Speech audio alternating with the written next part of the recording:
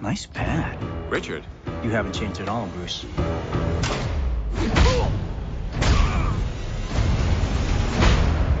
You might be surprised. What was that back there? A mask? It's a way to keep my lives separate. I can't think of the last time we saw each other. I bet you can remember the last time. The first time, too. I'm eager to learn. They all say that. Ben Turner, Richard Dragon, Shiva. Disciplined, honorable. She's very dedicated. Ben. Shiva. I assume you're in some kind of trouble. The Cobra Cult, a worldwide organization of murderous zealots. Kill them. We have to stop it, no matter what. I ain't ever gonna turn down whooping somebody's ass. No matter how much you train, evil remains. We're not done yet. Begin. A quarry is a bit more formidable than we thought. That's handy. This isn't gonna be easy. Remember, you are stronger together than apart.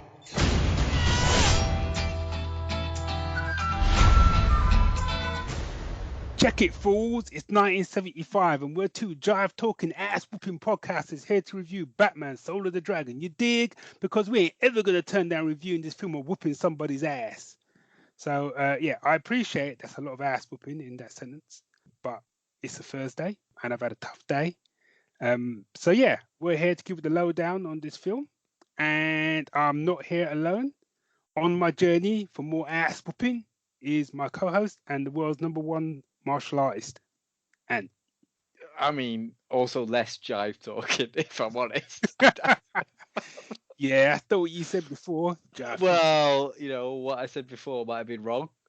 So, yeah, there's not much jive talking from me. Okay, fair point. It's Ant. Hi.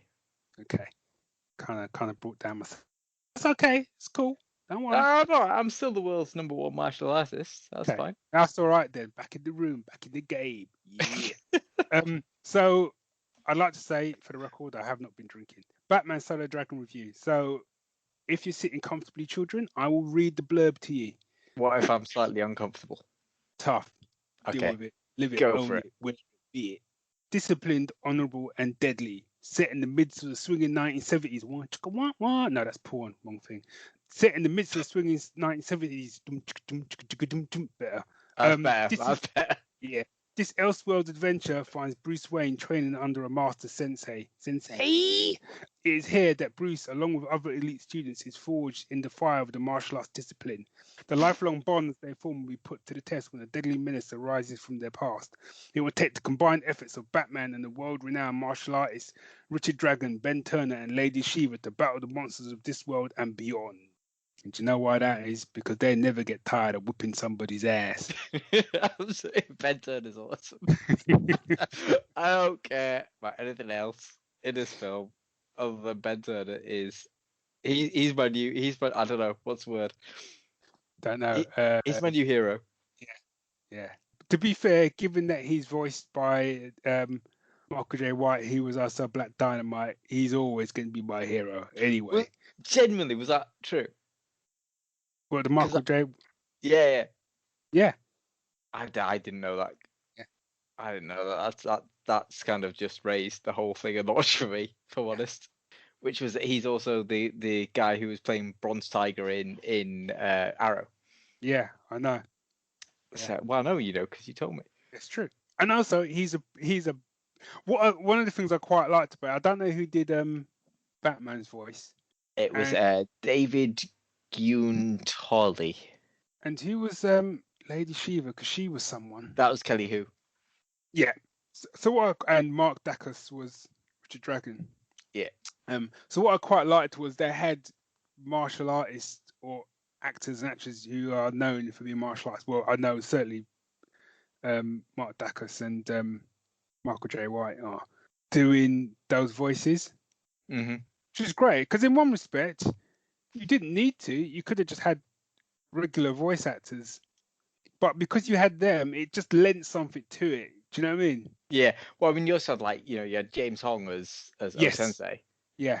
And it does. So what was I thinking about this with earlier? But I was thinking about this with voice acting in general. I know what it was. It was Christopher Lee in, and this is a bit of a digression, but it's Christopher Lee in Lord of the Rings. And I remember Peter Jackson tried to direct him on how to sound when he got stabbed. Mm-hmm. And Christopher Lee was like, "Do you know what a man sounds like when he's stabbed? Because I do." And he goes, "Because the breath leaves the body quickly. Because he was in special forces during World War II. He knows how people are stabbed. These people know how people sound when they're punched and how people sound when they punch." Yeah. And it adds something to the whole thing. Yeah. Yeah. So the plot is, what I loved about this is it really doubles down on the 70s vibe, and the plot feels like it's a cross between a James Bond film, a Roger Moore James Bond film, and Enter the Dragon. Yeah, and that's something I love, because although I love martial arts in theory, I've not watched many of the old martial arts films. I've not got into it in that level, sort of thing. Whereas the whole James Bond side and the spy side, I'm more involved in. And the fact that this started off pretty much really as a spy film with martial arts, that kind of dragged me in from the get-go. Yeah. And I think for me, it was the same reason, but it's the fact that he was effectively came over like he was Bruce Lee. Yeah. He was Bruce Lee James Bond, is what yeah, and then it was Bruce Lee and James Bond. So he had this wicked opening sequence, great fight, great escape scene, and then you get the opening credits. And the opening credits, I was like, I was already in like Flynn anyway, but the opening credits just took it over the top, and I was like, I know that I'm going to enjoy the heck out of this movie. I just knew I was going to enjoy it. There was no doubt in my mind, like, oh, I hope I'm not sure. I was like, nope. You just got a sense that they knew what they were doing in terms of, they knew exactly the tone they wanted to go for, and it was just the right amount of cheese and action and a huge dollop of some supernatural shenanigans as well. And very much, if you're kind of just looking at the characters one at a time, starting with Batman, I think what was really good with Batman was the fact that it felt more a Bruce Wayne film than a Batman film. Yeah, and it showed the difference between Bruce Wayne without his mask and Bruce Wayne with his mask as well. And it did that without being OTT. You didn't get an origin. You didn't get any of that stuff. You just saw the difference between the two characters, and you saw Bruce Wayne's drive, but you saw how being Batman actually led him to another level. And in fact, that first moment you see him as Batman, there's a certain shift, his opponents as well. And it's really well done, because it kind of lends into the whole reason why he dressed up as a bat, as opposed to like running around as a normal, as a normal man, or even a man in a ski mask or whatever, which is touched on if you kind of have read Batman Year One, and that whole idea of like he tried to do that, but basically he was at a disadvantage because the criminals weren't scared of him. He was just one bloke. Whereas actually in that one, once he dons the sort of cow, cape and cowl, it changes, people's reactions to him and stuff. And I also like the fact that because he's trained with these people for years, he has a history of them. The film didn't waste any time in them finding out that he's Batman. No, and they did it really well. So it was kind of like going in order of introduction almost. So Richard Dragon found out by basically Bruce Wayne just putting on the costume in front of him, pretty much. Yeah. And in the middle of a fight, becoming the Batman. Lady Shiva was introduced to it by essentially Richard Dragon just saying, Bruce, you need to put your costume on because you ain't performing. Yeah. And then Ben Turner was, also kind of he'd become this vigilante persona as well, and it just became part of the story that they all just found out. Yeah. And it just worked so well, and the way they kind of use flashbacks as well. It's like quite often in a film or a series like Arrow, yeah, flashbacks are important and they drive plot, but quite often they'll kind of like become like a break point in a or film. a crutch for the Or a for the crutch. story. Yeah. And in this, I felt every time they did a flashback to see the four of these characters together training in O-Sensei's temple in Nanda Parbat, it was right. They were flashbacks, but they also advanced the actual main story. Mhm. And it helped to give an insight into kind of each of the characters and some of their drive and stuff like that. And what I really liked about Ben Turner's character, even though they did kind of, some of it was a little bit cliche where you've got the black guy and he's the one who's got yang issues, which I was a little bit, okay. But I think the way they dealt with that was quite good. And I loved the whole section of him talking about how he was hunting down the Cobra cult, and it turned into a little bit of a montage of him traveling around the world whooping ass, which is just, but it was kind of like, it was that whole kind of like, they did it in that you literally had the Indiana Jones kind of map with the plane going across it and stuff, but then they interjected it with like the every now and then you get like a little screenshot almost as if it was a stage in Street Fighter. Yeah. And I loved that because it was kind of like, whooped ass in Berlin, whooped ass in Spain, whooped ass in Russia. And it's like I became a bit of a bogeyman for him. Oh, what did he call you? Black Samurai? No, Bronze Tiger. Oh yeah, it's good. They like that. Yeah. And I quite liked how it developed, because when it started out, he was just fighting people with his fists, and then as it went through the sort of flashbacks, he then gets the sort of knuckle duster type things. Yeah, I thought he was wicked, and he had some like great one-liners. In many ways, the sort of all three characters, because we know kind of Batman's storyline really well anyway. All of the other three, each one of them, you could have given them their own animated film, and I would have been happy. Yeah, these versions of the characters I would quite happily follow in her. It's like, I don't know much about Bronze Tiger. I don't know anything particularly about Richard Dragon. Lady Shiva, I only really know through sort of some Batman comics, but also like the Arkham series of games and stuff. But these versions, I would, as you say, I would quite happily watch that. Certainly, I would watch that transition period of them leaving O-Sensei's tuition and becoming who they became at the start of this movie. I'd follow that. No matter what. I suppose the only one you got a little bit of a sense of was Ben, because obviously he gives you that montage, which I would have loved to have seen a free film. I was going to say a trilogy. Out all over that, him just whooping ass for 90 minutes. But Lady Shiva's now become like a crime boss, and Richard Dragon has become a super spy. I would have loved to have seen how he got from, because they were all very different. Certainly Lady Shiva was anyway, and I would have liked to have seen how they then got to where they were. And I know I'm often a person saying, I don't need origin stories, but for those two, I would have been really interested in seeing that. I think there's a way of doing origin stories. So in this, it was kind of like we saw almost like the pre-origin, and then we saw where they wound up. But because the characters were so well drawn and realized, and actually there was such a difference between where they were in that, when they were training and where they wound up, that it's kind of like, I actually am interested in how they got there. The Batman side of it less so. And for me, this isn't a Batman film. It's not Batman Soul of the Dragon. For me, this was more Richard Dragon Soul of the Dragon. But then, as you pointed out, it's actually more the ensemble Soul of the Dragon. It's a team. It is about all four of them. Yeah, which comes into its own, like you say, right at the end. And in a lot of ways, you're kind of told that as the film goes on, especially from the sensei. He kind of says, effectively, you're stronger when you're together.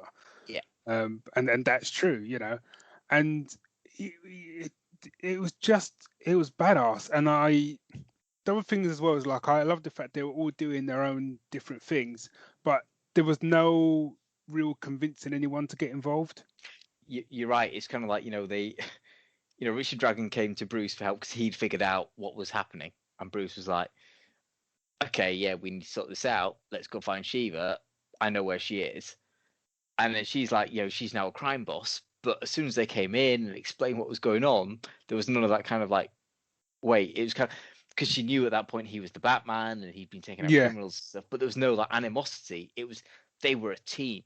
And when they Yeah. found Ben, the same thing, you know, we kind of got that flashback to the initial animosity between Bruce and Ben that happened, but they worked it out and they became stronger as a part of it. You know, the Yeah. two of them became stronger, let alone the four. You know, it was just so well. The storytelling just hits the mark. Yeah, and I just really liked when he went to see Ben, and it was kind of like a bit of a conversation. And he was just, and they were just like, he's like, they've got the sword, and he was just like, I'll get my coat. It's just like, Yeah. Yeah, I'll get my coat, and then I will explain to you why I'm so invested in this. And that's when you get that montage. And it's like, yeah. And I love the fact that when you find out that he couldn't kill the person because he was a kid. Yeah. And she everyone was like, you're an idiot. Yeah, you're an idiot. Everyone else is like, no, I get where you're coming from, man. And she's like, what are you talking about? And Yeah, I've got the quote here, which is the quote I was like, oh, that was, she's like, yeah, Hitler was innocent once upon a time, but give me a time machine, I'll toss his bassinet into a volcano. Yeah. Yeah, she didn't mess about, man. She was proper. Yeah, I'll be honest, she was the one I related with most throughout the whole film. I don't know what that says about me, but I really did. And when they had the big sort of fights at the end, she's like, yeah, I'll take her look offends me. There was just so many, and there were so many one-liners. I said the plot I really liked, but kind of moving on, I think a film like this, it rises or falls on the animation. In many ways, more so than a lot of other animated stuff, because so much of this is physical. You know, it's a martial arts. It is a martial arts film. You know, and boy, did they not drop the ball on that. Yeah, and from like from the opening sequence onwards, you know, it was you had in the open sequence, you had kind of the whole kind of like the bit of the spy stuff, and then you know he gets into the room and he's the thing that got me was he takes the apple, takes a bite out of it, but he's still got it in his mouth. Yeah. And then the guards turn up, and then you get this really great martial arts scene where the animation is just so precise. Yeah. Yeah.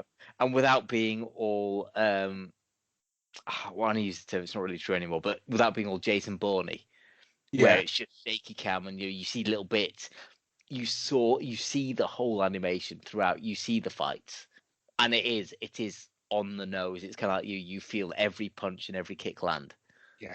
And that carries on throughout the film, and that's the thing that, as you say, would have made the film rise or fall in many ways. Yeah. And it rose. Yeah, it was, and then you know all of that. If all of that wasn't enough, it's then backed up by like just a wicked 70s martial art with some real epic scores in their soundtrack. Yeah. So the thing for me, right? I mean, I watched it on a Friday night. I had a beer. I put it on, and it had been a hard Friday. I'll be honest. And I watched it, and I loved the hell out of it. And the only thing that was missing was a group of mates to be talking about it with. It was one of those films where you want to watch it with mates. And I would quite happily watch it again with a group of mates, just with a beer, just watching it and enjoying the hell out of it and commenting on it together. Yeah, I agree. I'm hoping they release the soundtrack on Spotify or something, because to me it was that good. Yeah, you know me, I'm not a soundtrack person. I'm the kind of person who, certainly up until recent years, turned, like, if I was playing the game, I'd turn the music off and stuff. Yeah. But yeah, it was just great, and it was kind of like every time, like the gonna sound old now, but the funky beats kicked in. I was like, those funky beats. Get those funky beats on. But it was just right, and as you say, but they interspersed it with these epic moments. Yeah. And these, the kind of like the themes that were going on in the background were, on second listen or on second watch, I kind of noticed them more, but they were always there, and they just helped lift that emotion. Yeah. And I'm not a soundtrack person, but yeah, I agree with you. It was just spot on. Yeah, definitely. Just said, it was lots of epicness, lots of funk. Yeah, it was. And if you listen to the if you know your martial arts soundtrack, if you listen to the soundtrack for Enter the Dragon, there's a lot of kind of similar cues and beats in the opening title track for Soul of the Dragon as well. Yeah. So, there isn't much more to say really, other than it was just I had an awesome time with this film. It was just fun. It's just a fun film. Maybe some people will go into it with a, there wasn't enough Batman in there, or given that it's called Batman Soul of the Dragon, but I could care less. No, yeah, I'm exactly with you. So for me, I've seen some criticisms already, because I read a few reviews online. I've seen some criticisms that saying it was kind of like just taking you, it's a little bit of dialogue, almost taking you from set piece to set piece. But yep, that's the point of the film. And that's yeah, exactly. It's not meant. It's not. So here's the thing, right? It's not a serious character study, but it still gives you enough of a character study to make you want to know more about those characters. For me, it hit every note on the head that I wanted it to hit, and more. I was expecting far less from it than I got. Yeah. And I genuinely can't give it more credit than that. I was expecting a fun martial arts film. The whole, for me, it wasn't a Batman film, but I could see why it's Batman Soul of the Dragon, because that way you sell DVDs. Yeah. If it had been Richard Dragon Soul of the Dragon or Ben Turner Soul of the Dragon, I'd be like, well, I don't know what that is. I'd have bought it because I buy all the DC films, but I wouldn't have known what that meant, if you know what I mean. Yeah. So as a casual observer, you have to hang it off Batman. And I loved how they did. There was enough Batman in it, to serve that purpose, but it was Bruce Wayne. And that is something we don't often see enough, frankly. So yeah, for me, this is 2 thumbs up, 5 stars, 10 out of 10, whatever you want to call it. I don't have a problem with this film. It was spot on for me. No, I'll tell you, in equal measure, I ain't never going to get tired of watching this film or whooping somebody's ass. What the funky hell are you saying? Yeah. The actual comment, I think it was different. I think in the trailer he says, I ain't never going to get tired of whooping somebody's ass. Whereas actually in the film, it's, I ain't never going to turn down whooping somebody's ass. Yeah, I think you're right. Either works for me. Yeah, they will both suffice. Especially when he drops that line for the first time to Bruce, it just fitted so well. Yeah. It just fitted so well. Where so much of that is normally like, just stay down. It's like, all right, I ain't never going to turn down whooping somebody's ass. It's just, it's just a gift that keeps on giving. Yeah. So that was our review of Batman Soul of the Dragon. If you've seen it, then let us know what you think. And to do that, I'm going to tell you exactly how to do that right now. You can email us at thegeeks@geeksyndicate.co.uk. You can check us out on Facebook, on Twitter, on Instagram. We are all over the shop. So yeah, get in contact. Let us know what you think, and we will see you soon. Buy us a coffee. Oh yeah. As Ant just said, you can also support our lovely little podcast efforts by buying us a virtual Ko-fi via ko-fi.com, or become a patron of the GS team on Patreon and leave us some shekels, as we say back in the old smoke, or just leave us, obviously we don't want you like using her hard-earned cash you ain't got. Just leave us a review on the podcasting player of your choice. That'd be great. So all that remains is for me to thank the world number one renowned martial artist Ant. You can thank away. Go ahead. I just did. Thank you. Well, you said you were going to. You never actually said thank you. Yeah, I just have, man. Yeah. No, that's cool. That's cool. Because I am naturally the world's number one martial artist, and no one can tell you otherwise. If you ever meet me in the street, be scared, because he's never going to turn down whooping somebody's ass. Exactly that. Only less cool. And I want to thank Mr. Barry Nugent for having me here. Yeah, you're more than welcome. It's been good talk. Love this film. Watch it. Love it. Yeah. See you next time. Yeah. Take care all.